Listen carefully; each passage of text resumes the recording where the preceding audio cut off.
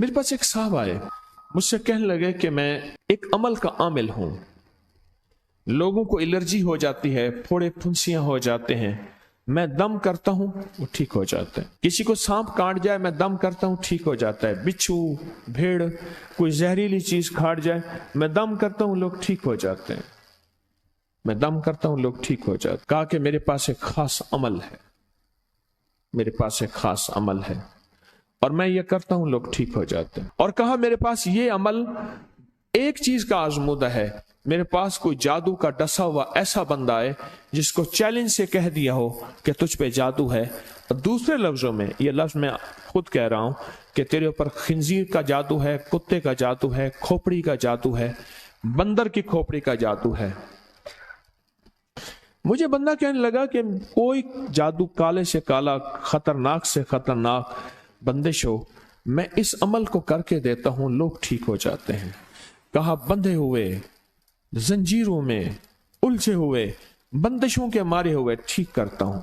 کہا کہ میں چاہتا ہوں وہ ورد میں آپ کو دے دوں، آپ لوگوں سے نہیں چھپاتے، تو میں کہتا ہوں میں بھی آپ سے نہ چھپاؤں، میں کہ تیری مہربانی ہے دے دے۔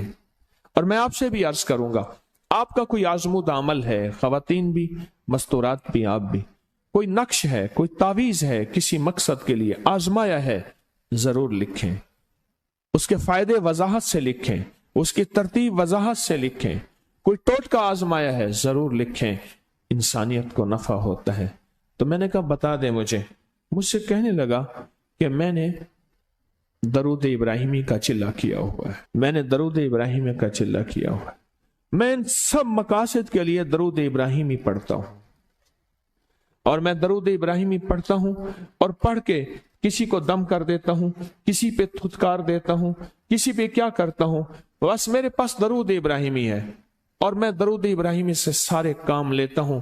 کہا کہ یہاں تک کہ میں سفر میں جاتا ہوں اور میری چاہت ہوتی ہے کہ میں یہ کھانے کو مجھے ملے، یہ پینے کو ملے، مجھے اس طرح کی رہائش ملے، اس طرح کہا درود ابراہیمی پڑھتا ہوں، مجھے یقین ہے اور ویسے ہو جاتا ہے۔ سوچیں جس درود ابراہیمی کو نماز میں میرے کملی والے نے اس کا انتخاب کیا ہے، وہ کوئی چیز آخر ہوگی نا، سوچیں تو اسے، آخر وہ کوئی چیز ہے صحیح، ایسے تو نہیں ہے، وہ چیز ہے ایسے تو نہیں ہے۔ کہا کہ میرے پاس درود ابراہیمی ہے، میرے پاس درود ابراہیمی، اور میں لوگوں کا اس سے علاج کرتا ہوں اور لوگ ٹھیک ہوتے ہیں، ان کے مسئلے حل ہوتے ہیں، ان کی بندش جادو ٹوٹ جاتے ہیں۔ تو میں تو چاہتا ہوں کہ آج ہم یہ درود ابراہیمی کا عمل کریں، انشاءاللہ یہ تاثیر بھی مل جائے گی، اور ساتھ جو برکت کی چاہت ہے کہ اللہ کبھی مجھ سے برکت نہ چھیننا، ایسا نہ ہو میں یا میری نسلیں ٹکڑے ٹکڑے، دانے دانے، قطرے قطرے کے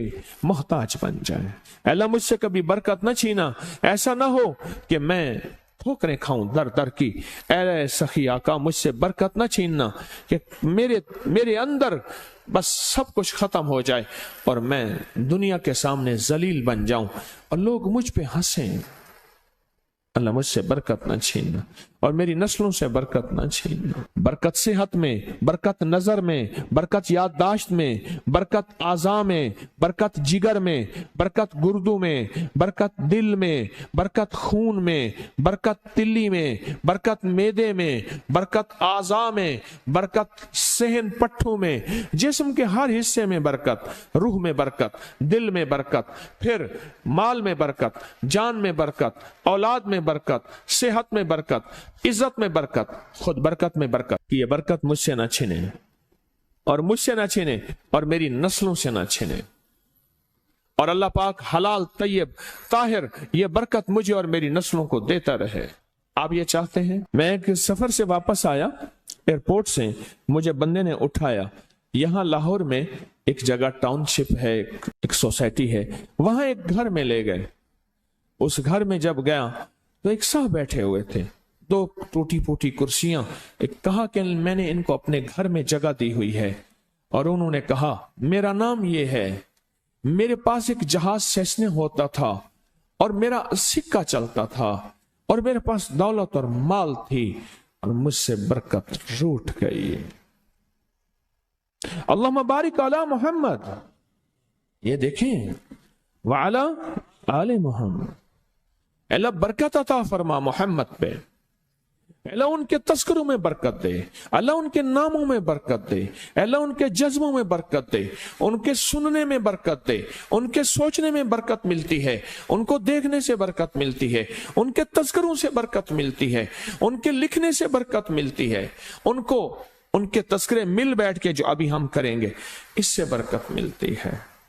कितने लोग होंगे जिंदगी में जो आपके मेरे सामने माल था, दौलत थी, रिस्क था, सेहत थी, इज्जत थी और उनका सिक्का चलता था, और आज वही लोग हैं जिनको कोई जानते नहीं और उनसे बरकत रूठ गई, उनसे बरकत रूठ गई। इमाम मोहम्मद बाकिर फरमाते हैं, जब मेरे वालिद का विसाल हुआ, इनका वालिद का विसाल हुआ था मुहर्रम के दूसरे अशरे में, सन 94 हिजरी, और मुहर्रम के दूसरे अशरे में विसाल हुआ था। फरमाया अगले मुहर्रम में लोग जमा हुए और मुझे भी इल्म था कि लोग जमा होंगे और हमारे घर में दरूद पाक पढ़ा जाए। तो फरमाते हैं मैंने इसका एहतमाम किया और एक बात पे रोया, इस दफा मेरे वालिद यहां नहीं, और कहा कि रोया, और फिर मैंने दरूद पाक पढ़ा और उस दर्द, उस कैफियत, उस जज्बे के साथ फरमाया दरूद पढ़ा, और सब ने मिल के दरूद इब्राहिमी पढ़ा और बहुत ज्यादा पढ़ा, और फिर सब ने मुझे इस्तदा की कि आज आपके वालिद नहीं हैं, इस दफा आप दुआ फरमाएं।